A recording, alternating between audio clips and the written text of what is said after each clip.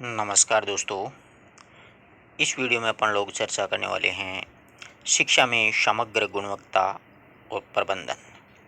तो देखिएगा, ये जो बिंदु है विद्यालय प्रबंधन यानी शैक्षिक मैनेजमेंट में अपने, इसमें शिक्षा की समग्र गुणवत्ता के बारे में बताया गया है कि शिक्षा का समग्र चारों तरफ से उसका प्रबंधन कैसे किया जा सकता है। तो उसका साधारण भाषा में अगर आपको मैं समझाऊं कि जैसे देखिए, संपूर्ण जो गुणवत्ता है वो प्रबंधन की संकल्पना को शिक्षा के क्षेत्र में उपयोग करने का उद्देश्य शिक्षण संस्थाएं जो होती हैं उनकी कमियों को पहचान करके उनको दूर करना और अपनी संस्था की आवश्यकताओं को समझ करके उनके अनुसार अपनी संस्था की जो गुणवत्ता में और अधिक सुधार करना। शिक्षा में संपूर्ण गुणवत्ता जो प्रबंधन है उसे ही मतलब समग्र गुणवत्ता प्रबंधन कहा जाता है। तो देखिएगा,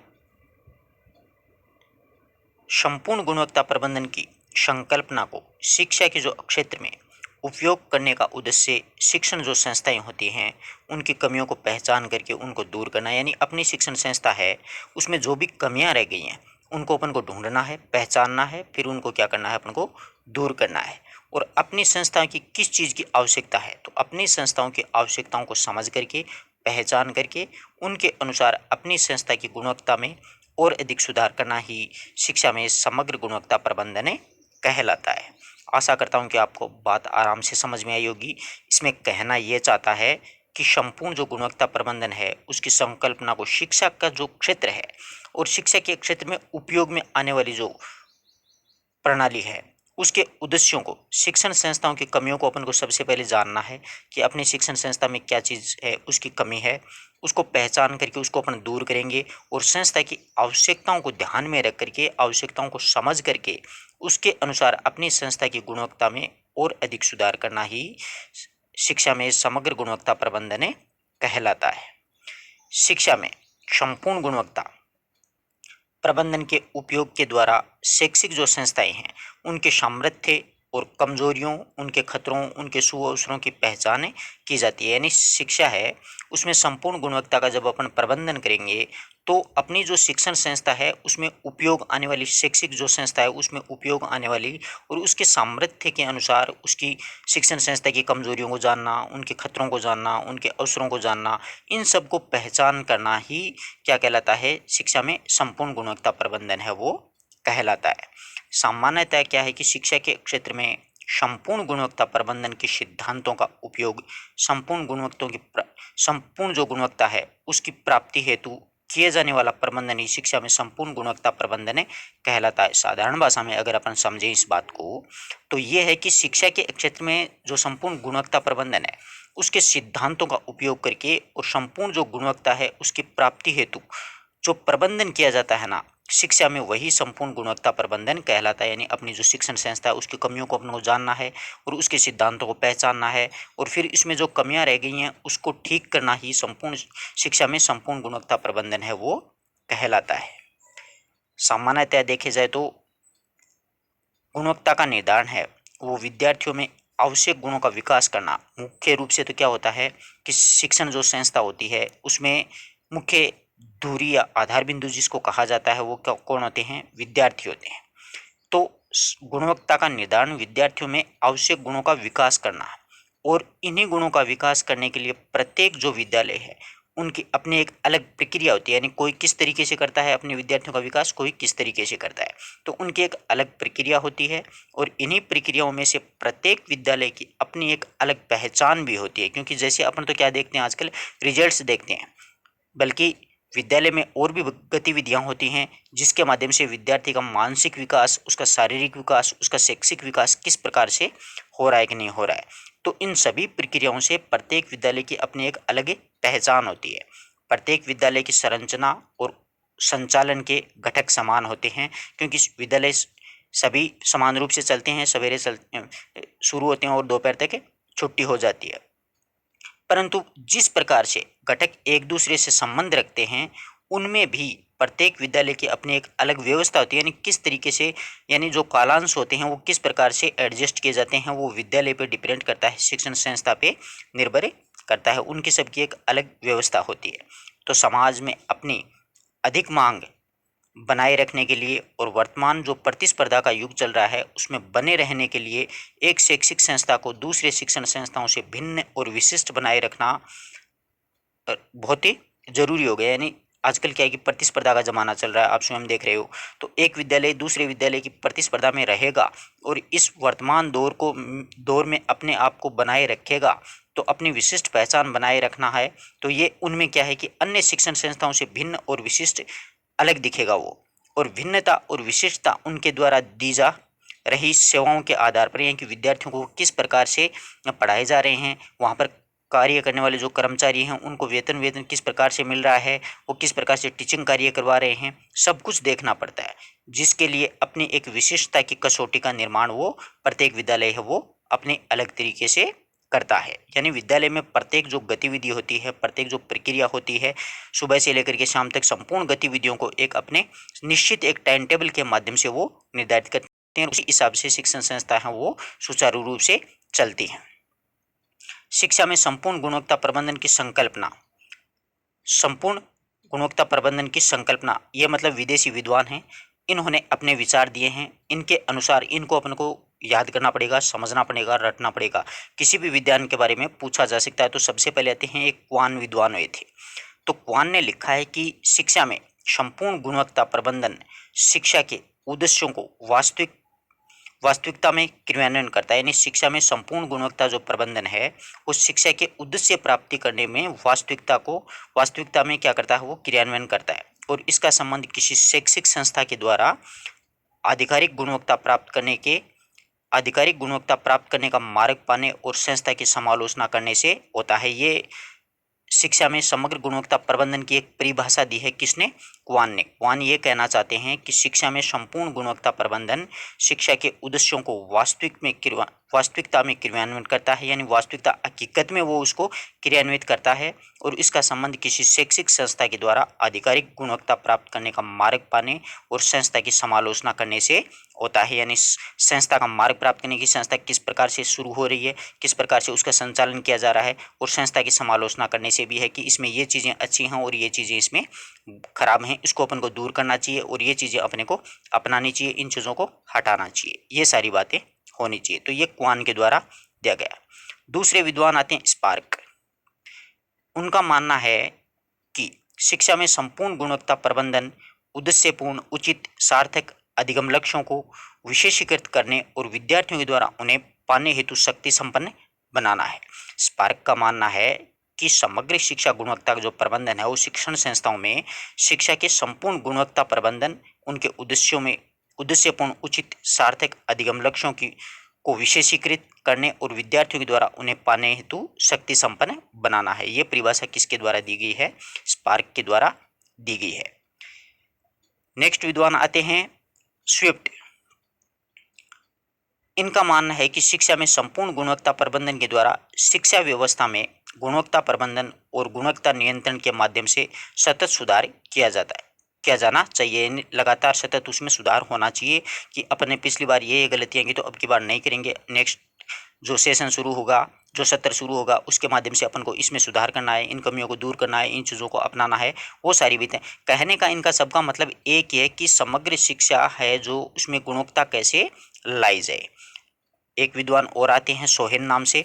उनका अलग ही मानना है, यानी हर एक विद्वान होता है वो अपने हिसाब से हर एक चीज़ की अलग डेफिनेशन देता है, अलग उसकी परिभाषित करता है। तो इनका ये मानना है कि शिक्षा में संपूर्ण गुणवत्ता प्रबंधन वर्तमान शिक्षा व्यवस्था में अपने ग्राहकों की आवश्यकताओं, ग्राहक यहाँ पर अभिभावक होते हैं, आवश्यकताओं और गुणवत्तापूर्ण शिक्षा के मार्ग में आने वाले अवरोधों को पहचाने। यानी शिक्षा अपने बच्चों को दे रहे हैं लेकिन फिर भी वो अधिगम ग्रहण नहीं कर पा रहे हैं, शिक्षा ग्रहण नहीं कर पा रहे हैं, इसके पीछे क्या रुकावट आ रही है, क्या अवरोध आ रहे हैं, उनको अपन को पहचानना, दूर करने की समग्र व्यवस्था और उस पर विचार करना। बात वही है, कहना ये भी वही बात चाहते हैं कि किस प्रकार से विद्यार्थी हैं वो अपने विद्यालय में ज़्यादा से ज़्यादा रहें और ज़्यादा से ज़्यादा शिक्षण ग्रहण कर सकें। शिक्षा में संपूर्ण गुणवत्ता प्रबंधन के मूल तत्व है। शिक्षा में संपूर्ण गुणवत्ता प्रबंधन के मूल तत्व हैं। JJFC, इनका पूरा नाम है JJFC फील्ड्स। ये कहते हैं कि शिक्षा में किसी शैक्षिक संस्थान में संपूर्ण गुणवत्ता प्रबंधन के अंतर्गत 7 प्रतिस्पर्धाएं क्या होनी चाहिए, प्रतिबद्धताएं होनी चाहिए, यानी 7 चीजें होनी बहुत जरूरी होती हैं। अगर शिक्षा में अपन संपूर्ण गुणवत्ता प्रबंधन चाहते हैं तो ये 7 प्रतिबद्धताएं होना अपने लिए बहुत आवश्यक है।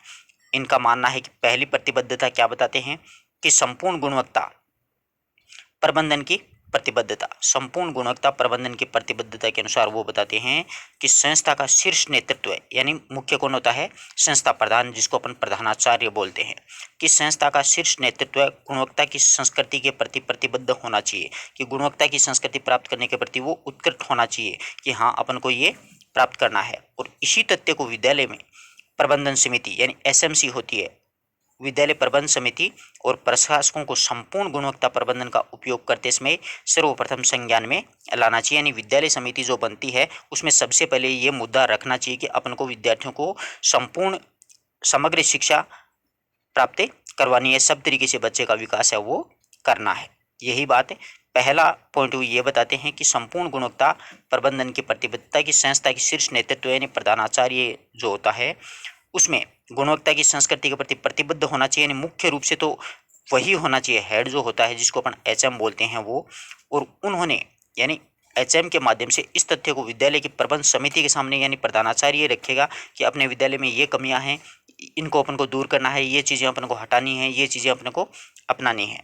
और प्रशासकों में यानी जो नीचे कर्मचारी कार्य करते हैं अध्यापक वर्ग, उनकी गुणवत्ता प्रबंधन का उपयोग करते समय सर्वप्रथम इसको संज्ञान में लाना चाहिए, यानी उनके सामने ये बातें रखनी चाहिए। दूसरा है कि सदैव ग्राहक अभिमुखीकरण की प्रतिबद्धता, यानी आंतरिक ग्राहक तो होते हैं छात्र और शिक्षक, और जो मतलब अंदर कर्मचारी करते हैं पियोन वगैरह वो, और बाह्य ग्राहक के अंतर्गत अभिभावक है, समाज है, प्रशिक्षण विद्यालय हैं, ये सारी चीज़ें होती हैं वो बाह्य ग्राहक के अंतर्गत गिनी जाती हैं। और अन्य जुड़ी हुई संस्था को एक दूसरे की आवश्यकताओं और उनकी समस्याओं को अच्छी तरह से जानना चाहिए, यानी सदैव ग्राहक अभिमुखीकरण के प्रति प्रतिबद्ध होना चाहिए, यानी किसी को किसी की भी जरूरत कभी भी पड़ सकती है। तो आंतरिक ग्राहकों में छात्र, शिक्षक और अन्य कर्मचारी, बाह्य ग्राहकों में अभिभावक होंगे, समाज होगा, और जो प्रशिक्षण विद्यालय होते हैं वो होंगे। इन सभी से जुड़ी हुई जो संस्थाओं को एक दूसरे के प्रति आवश्यकता और संस्थाओं की अच्छी तरह से जानना चाहिए, यानी एक दूसरे से वो जानकार होने बहुत ज़रूरी है कि सभी को इस बात का पता होना चाहिए कि ये चीज़ इसमें चल रही है, इसमें नहीं चल रही है, तो इस प्रकार से मतलब एडजस्ट या मैनेजमेंट सही से हो सके।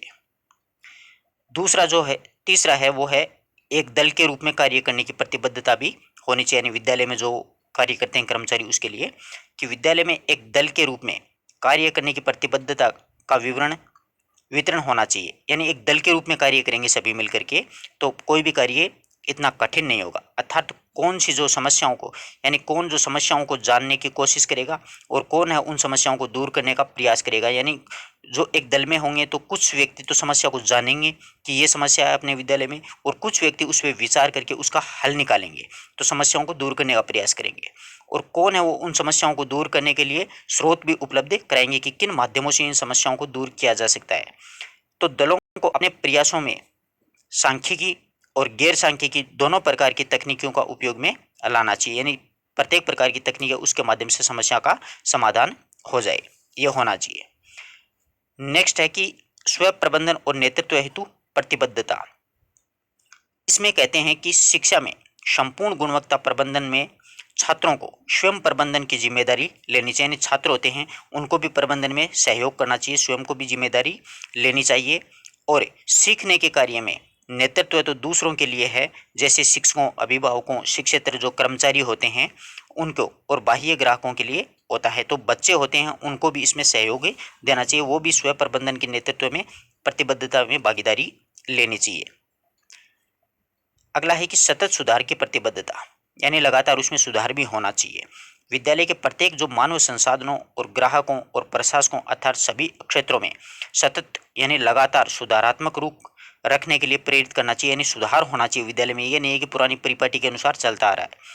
इसके लिए आवश्यकता होती है कि प्रत्येक व्यक्ति के द्वारा प्रशिक्षण लेने और उसे सीखने की प्रत्येक के द्वारा, ताकि सभी के मध्य मुक्त संवाद हो सके, यानी प्रत्येक व्यक्ति है वो प्रशिक्षण ले सके, उसमें जो कार्य है उसमें सहयोग दे सके, जिससे क्या है कि उसको आराम से वो अपनी बात है वो अपने गुरुजनों के सामने, अपने अभिभावकों के सामने भी अपनी बात है वो विद्यार्थी रख सकता है, या फिर अभिभावक होते हैं वो शिक्षक के सामने रख सकते हैं, प्रधानाचार्य होता है वो शिक्षकों के बीच में रख सकता है। तो बिल्कुल मुक्त रूप से क्या होता है, एक दूसरे के मध्य संवाद होता है। तो सतत उसमें लगातार सुधार की प्रक्रिया भी होनी चाहिए संस्थान में। स्वयं अपनी और दल की क्षमताओं पर विश्वास करने की प्रतिबद्धता, सबसे बड़ी विशेषता तो यही होती है कि शिक्षा में गुणवत्ता प्रबंधन के अंतर्गत श्रेष्ठता का अर्थ है प्रत्येक व्यक्ति का अपने कार्यों की गुणवत्ता के चरम तक क्रम से उत्तरोत्तर प्रगति करते जाना। यानी जैसे किसी व्यक्ति को कोई काम दिया और वो काम बिल्कुल तन्मय ढंग से या लगन से वो उस कार्य को कर रहा है और उस कार्य को वो चरम तक पहुंचा रहा है, उत्तरोत्तर प्रगति करते जाना, यानी लगातार उस कार्य में वो प्रगति कर रहा है। तो इसी प्रकार से ऐसी स्थिति में विद्यालय से जुड़े प्रत्येक व्यक्ति को अपनी और अपने दल की क्षमताओं का पूर्ण विश्वास होना चाहिए, यानी प्रत्येक कर्मचारी पर प्रत्येक कर्मचारी को विश्वास होना चाहिए कि हाँ ये कार्य है वो बिल्कुल ईमानदारी से और बिल्कुल मेहनत से ये कार्य है वो करेगा।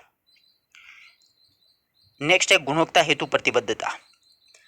तो इसमें है कि गुणवत्ता के प्रति प्रतिबद्धता का अर्थ होता है कि सर्वसम्मत जो लक्ष्य पाने के लिए लचीलापन रखना चाहिए। ये नहीं है कि नियम कठोर होने चाहिए विद्यालय के, बल्कि उसमें लचीलापन होगा तो कोई आदमी आराम से किसी कार्य में गलती भी हो जाएगी तो उसमें सुधारे कर सकेगा, वरना कोई व्यक्ति कोई भी काम करने के लिए हिचकिचाएगा कि कल को अपने से गलती हो गई तो अपने को जो संस्था प्रधान है वो पता नहीं किस प्रकार का नोटिस थमा देंगे। तो उसमें लचीलापन रखना, मतभेदों का निराकरण करना, यानी मतभेद भी हो सकते हैं क्योंकि एक विद्यालय होता है उसमें 10-12 अध्यापक होते हैं तो मतभेद होना स्वाभाविक है, उसका निराकरण करना, संवाद की इच्छा शक्ति यानी अपने विचार रख सकता है, सूचना को आपस में बांटना कि ये मेरे पास विचार हैं वो मैं आपके सामने रख सकता हूँ, इसमें दूसरे को फायदा हो जाए, और अपेक्षित अभ्यास करना, और शिक्षा में संपूर्ण गुणवत्ता प्रबंधन में ग्राहकों की लगातार बढ़ती अपेक्षाओं पर खरा उतरने की प्रतिबद्धता है वो भी प्रत्येक कर्मचारी या स्टाफ के प्रत्येक सदस्य में होनी चाहिए।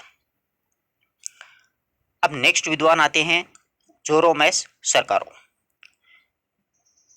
जोरोम एस सरकारो 1995 के अनुसार इन्होंने भी अपने विचार रखे हैं कि शिक्षा में संपूर्ण गुणवत्ता प्रबंधन को किसी शैक्षिक संस्थाओं में सफलतापूर्वक लागू करने के लिए इनके द्वारा 5 पद बताए गए।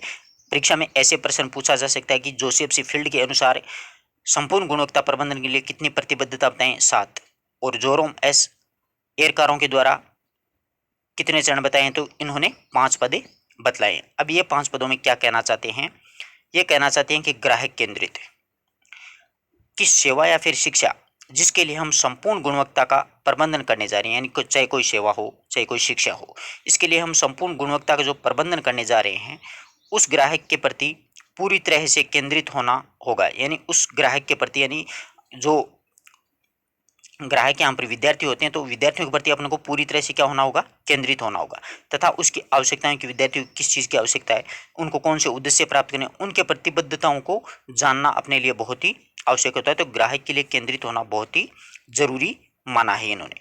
दूसरा माना है कि संपूर्ण जुड़ाव होना चाहिए। क्या माना है, संपूर्ण जुड़ाव, कि संपूर्ण गुणवत्ता के प्रबंधकारों को उस शिक्षालय से यानी जो विद्यालय है उससे पूरी तरह से जुड़ाव होना बहुत जरूरी होता है। क्यों, अपन जहाँ पर कार्य करते हैं या फिर जहाँ से अपन कुछ सीखने जाते हैं तो उसके प्रति अपना पूरी तरह से आत्मा से या मन से अपना जुड़ाव होना चाहिए, तभी अपने ग्राहक यानी विद्यार्थी और जो समाज के लोग हैं वो भली भांति से समझ सकते हैं। साथ ही वे अपने दल यानी शिक्षक और जो प्रबंधन और शिक्षेत्र जो कर्मचारी होते हैं विद्यालय के, उनकी आवश्यकताओं, समस्याओं और उनकी विशेषताओं को जानने चाहिए, तभी एक सूत्र में बंद करके सबसे अच्छा परिणाम अपन दे सकते हैं। यानी जो समाज है, जो विद्यार्थी वर्ग है, उनके अभिभावक वर्ग हैं, वो जब विद्यालय में शिक्षक हैं, विद्यालय की जो एसएमसी है, विद्यालय प्रबंध समिति जो होती है, विद्यालय के जो कर्मचारी होते हैं, उन दोनों एक दूसरे को जानना बहुत जरूरी होता है कि किसको किस चीज़ की आवश्यकता है, किस चीज़ में उसको समस्याएं हो रही हैं। उन सभी विशेषताओं को जानने के बाद में ही वो एक दूसरे के सूत्र में बंद करके रह करके कार्य कर सकते हैं। तीसरा उन्होंने बताया है कि शिक्षा में संपूर्ण गुणवत्ता मापन, कि शिक्षा में संपूर्ण गुणवत्ता प्रबंधन में यह सबसे महत्वपूर्ण है कि गुणवत्ता वृद्धि को मापने के लिए जो विधियां और जो तकनीकी प्रयुक्त की जा रही हैं वे कितनी वैध हैं, यानी वो कितनी कानूनी हैं, और उनकी कितनी विश्वसनीयता, यानी विश्वसनीयता रूप से तो वो विद्यार्थियों को सिखा रहे हैं कि नहीं सिखा रहे हैं, या फिर ऐसे ही उलझ उलझ तरीके से विद्यार्थियों को पढ़ा रहे हैं, तो वो होना बहुत जरूरी है कि वो कितनी वैध हैं और कितनी विश्वसनीय हैं। ये सबसे महत्वपूर्ण पॉइंट बताया इन्होंने। अगली बताइए शिक्षा के लिए क्रमबद्ध योजना। कि शिक्षा के लिए शिक्षालय यानी जो विद्यालय होते हैं उसमें एक क्रमबद्ध योजना और उसकी व्यवस्था होनी बहुत जरूरी है, ताकि कदम कदम पर आने जो आगे अपन बढ़ते हैं कि कदम कदम पर आगे बढ़ा जा सके, तभी मापन संभव होता है, तभी अपन उसको मापन कर सकते हैं कि हाँ कितना अपन ने सीखा है। अगर सफलता मिल रही है तो अपन ने बहुत कुछ सीखा है, अगर सफलता अपन को नहीं मिल रही है तो कुछ बच्चे ने नहीं सीखा। तो शिक्षा का जो क्षेत्र है यानी जो विद्यालय है उसमें एक क्रमबद्ध योजना की एक व्यवस्था होनी चाहिए, जिससे कदम कदम पर आगे बढ़ा जा सके और उसका मापन किया जा सके। अगला बताइए कि सतत सुधार। कि शिक्षा में संपूर्ण जो गुणवत्ता है उसके प्रबंधन में ये सबसे महत्वपूर्ण पद है कि आप कितना आगे बढ़ जाएं, किंतु सुधार और शोध की आवश्यकता सदैव होनी चाहिए। यानी इंसान में सुधार हमेशा होना चाहिए, जो संस्थाएं होती हैं उनमें सुधार लगातार करना चाहिए। ये नहीं है कि अपना जो परिणाम हो वो अच्छा चल रहा है तो अपन को किसी बात पर ध्यान नहीं देना है, बल्कि बहुत सी बातों पर ध्यान देना जरूरी होता है। तो ये बताया है जोरोम एस एरेकानो के द्वारा 5 पद बताए। मुख्योपाध्याय नरूला है, उन्होंने 1992 में एक अपने तरीके से मत दिया था। उनका मानना है कि शिक्षा में कि मुख्योपाध्याय नरूला कि शिक्षा में संपूर्ण गुणवत्ता प्रबंधन में गुणवत्ता के दो आयाम अंतर्निहित होते हैं, यानी दो आयाम बताए हैं। इनमें से एक संपूर्ण गुणवत्ता को समग्रता के रूप में देख सकते हैं, क्योंकि किसी भी क्षेत्र में एक क्रिया करने पर विद्यालय कार्यक्रम तथा विद्यालय प्रबंध से जुड़े अन्य क्षेत्र में प्रतिक्रियाओं की एक श्रृंखला प्रारंभ हो जाती है, यानी प्रतिक्रियाओं की एक श्रृंखला वो प्रारंभ होती है। इनके द्वारा दिए गए हैं कि पहली तो संकल्पना, लक्ष्य और उद्देश्य। कि संकल्पना एक संस्था को मार्गदर्शन प्रदान करती है। संकल्प होना चाहिए अपन को कि अपन को करना क्या है, तो अपन उसी मार्गदर्शन पे कार्य करेंगे। तो संकल्पना भविष्य में आगे वाले वर्षों में विद्यालय के स्वरूप को चित्रित करती है कि इसकी संकल्पना, इनकी जो योजना वो किस प्रकार से चल रही है। उद्देश्यों में संकल्पना को चिन्हित करते हैं तथा लक्ष्यों को प्राप्त करने में वो सहायता प्रदान करते हैं, लक्ष्यों को प्राप्त करने में वो सहयोग भी प्रदान करते हैं। दूसरा होता है वित्तीय प्रबंधन होना बहुत जरूरी है। कि शिक्षण संस्थाओं में वित्तीय प्रबंधन के कई पहलू हैं, जिसमें बजट बनाना आता है, संसाधन जुटाना होता है, संस्थाओं का विकास करना होता है तथा इष्टतम उपयोग और संसाधनों का लेखा जोखा और परीक्षा आदि सारी किस्में आती हैं वित्तीय प्रबंधन के अंतर्गत शामिल की गई हैं।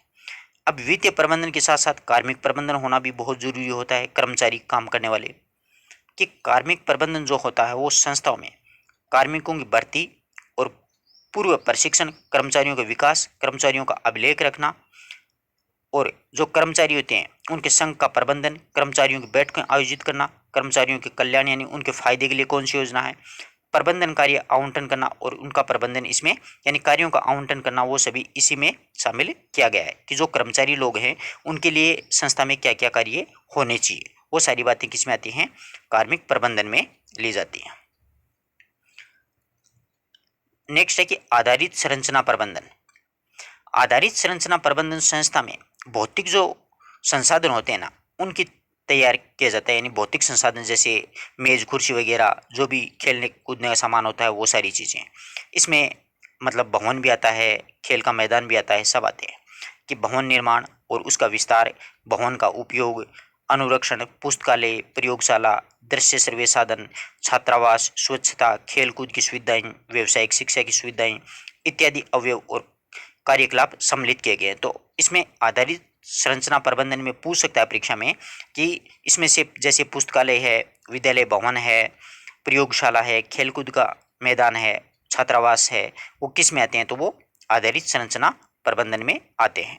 उनमें संपूर्ण गुणवत्ता प्रबंधन जहां एक और संस्थानों का इष्टतम उपयोग सुनिश्चित करता है। कि संस्था होती है उसमें संसाधनों का इष्टतम उपयोग है कि यहाँ पर भवन भी अच्छा है, यानी बिल्डिंग अच्छी है विद्यालय की, यहाँ पर खेल के लिए भी विद्यार्थियों को समुचित मतलब अच्छी जगह मिल रही है, अच्छा मैदान है, जो व्यावसायिक शिक्षा होती हैं उनके लिए सही उपक्रम भी हैं, प्रयोगशाला के लिए भी प्रयोगशालाएँ अच्छी बनाई गई है, दृश्य श्रव्य साधन भी हैं, वो सारी चीज़ें आती हैं। संपर्क और पारस्परिक संवाद प्रबंधन है। इसमें क्या होता है कि संपर्क और पारस्परिक संवाद प्रबंधन के द्वारा संस्था के सभी जो कर्मचारी होते हैं उनका आपस में अभिभावक, पुरातत्व छात्रों के निकटस्थ पड़ोसी और समुदाय, स्थानीय निकायों, पंचायतों, नगर निगमों, उच्च स्तरीय अधिकारियों और गैर शैक्षिक जो प्राधिकरणों की शिक्षण संस्थाओं की नियुक्ताओं आदि का प्रबंधन इसमें किया जाता है। जैसे विद्यालय में एसएमसी बनती है, यानी विद्यालय प्रबंध समिति, उसमें क्या है कि जो संस्था के प्रधान होते हैं, उनके प्रधान कर्मचारी जो आपस में अभिभावकों से और छात्रों से और उनके निकटस्थ जो पड़ोसी हैं या फिर समाज या समुदाय के स्थानीय जो निकाय होते हैं, जैसे ग्राम पंचायत होती है तो सरपंच हो गया, नगर निगम हो गया तो वहाँ पर मतलब महापौर हो गया, नगर परिषद हो गया तो अध्यक्ष हो गया, उन सभी और जो अधिकारी होते हैं शिक्षा वर्ग के, वो सारे गैर शैक्षिक और प्राधिकरण शिक्षण संस्थाओं के नियुक्ति जिसकी की जाती है इत्यादि का प्रबंधन इसमें किया जाता है। पद्धति और कार्य प्रणाली, इसमें क्या होता है पद्धति और कार्य प्रणाली में कि शैक्षिक संस्थाओं और औपचारिक जो संस्थाएं होती हैं ये कतिपय नियमों और कार्य प्रणालियों के द्वारा अधिशासित होती हैं। नियमों के माध्यम से ये चीज़ें चलती हैं जो कि एक व्यवस्था अर्थात राज्य सरकार के द्वारा केंद्रित विद्यालय संगठन के अंतर्गत आने वाली सभी संस्थाओं के लिए ये समान नियम निर्धारण करती हैं। पद्धति और कार्य प्रणाली की आपको इसी हिसाब से जो विद्यालय है वो उसको संचालन करना है। अब संस्था का विकास, किस शिक्षा संस्था के प्रबंधन में तीन अवस्थाएं सामने आती हैं संस्था के विकास में कि संगठनात्मक पतन तथा यथास्थिति बनाए रखना, संस्थागत निर्माण के जरिए संगठनात्मक विकास, संस्था का प्रमुख धर्म निर्माण और प्रधानाचार्य का धर्म संसाधन में न तो ये यथास्थिति बनाए रखना है और न ही उसका पतन करना। ना तो इसका मतलब यथास्थिति बनाए रखेगी, न ही उसका पतन करना है, बल्कि उसका विकास करना उनका मुख्य उद्देश्य होता है कि जो संस्था होती है उसका विकास हो। शिक्षक के लिए जो शिक्षण है वही प्रधानाचार्य के लिए संस्था का विकास है, यानी प्रधानाचार्य का मुख्य जो कार्य होता है, मुख्य जो उद्देश्य होता है वो संस्था का विकास करना होता है। शिक्षक का मुख्य जो कार्य होता है वो विद्यार्थी को शिक्षण प्रदान करना होता है कि वो शिक्षा प्रदान करे, यानी वो तो उनका काम तो पढ़ाने का होता है। जबकि प्रधानाचार्य होती है उसकी बहुत बर्डन होती है, बहुत टेंशन होती है, प्रत्येक चीज़ को ध्यान में रखना पड़ता है कि कौन सा शिक्षक नहीं पढ़ा रहा है, कौन से बच्चे नहीं पढ़ रहे हैं, क्यों नहीं पढ़ रहे हैं, क्यों स्कूल में नहीं आ रहे हैं, ये फर्नीचर वगैरह ऐसा है या फिर बिल्डिंग इस प्रकार की है, तो वो सारी बातें उसमें आती हैं। अब देखिएगा शिक्षा में समग्र गुणवत्ता में एक त्रय भी शामिल है। ये महत्वपूर्ण प्रश्न है, परीक्षा में अक्सर यहीं से पूछा जाता है कि समग्र शिक्षा गुणवत्ता में त्रय में कौन कौन शामिल है। तो एक तो डेमिंग, आप अच्छे से याद रखिएगा, एक क्रोस्वी, एक जुरान, ये तीन विद्वान हैं, इनके द्वारा भी अपने अपने विचार दिए गए हैं। डेमिंग ने सबसे पहले 1979 में दिया था कि उत्पादन और सेवाओं में सुधार, यानी जो संस्था होती है उसमें उत्पादन और सेवाओं में सुधार के उद्देश्य को निरंतर कायम रखे और प्रतियोगी बनकर के उसे टिके रहने और कर्मचारियों को रोजगार प्रदान करने के लिए लक्षित करना, ये इनका प्रथम उद्देश्य है। दूसरा दिया है कि नवीन दर्शन को ग्रहण करें। बात वही है जो अपन पीछे पढ़ते आए हैं, बस कहने का तरीका अपना अपना अलग अलग है। गुणवत्ता प्राप्त करने के लिए सामूहिक निरीक्षण पर निर्भरता को समाप्त करें, कीमतों के आधार पर व्यापारिक सौदे करना समाप्त करें, कार्यरत स्टाफ के लिए प्रशिक्षण संस्थाएं स्थापित करें, विभागों के मध्य बाधाओं को न आने दें कि किस कारण से बाधाएं आ रही हैं उसको दूर करें, शिक्षा में एवं आत्म सुधार का एक प्रबल कार्यक्रम स्थापित करें, संस्था के प्रत्येक कर्मचारी को रूपांतरण का नाम सौंप करके प्रोत्साहित करते रहें, यानी उसको इस हिसाब से प्रोत्साहन देते रहें कि आपने अच्छा कार्य किया है, जिसके लिए उसको वो क्या है कि मोटिवेट होता रहे, अपने कार्य में और अच्छा करने की कोशिश करे।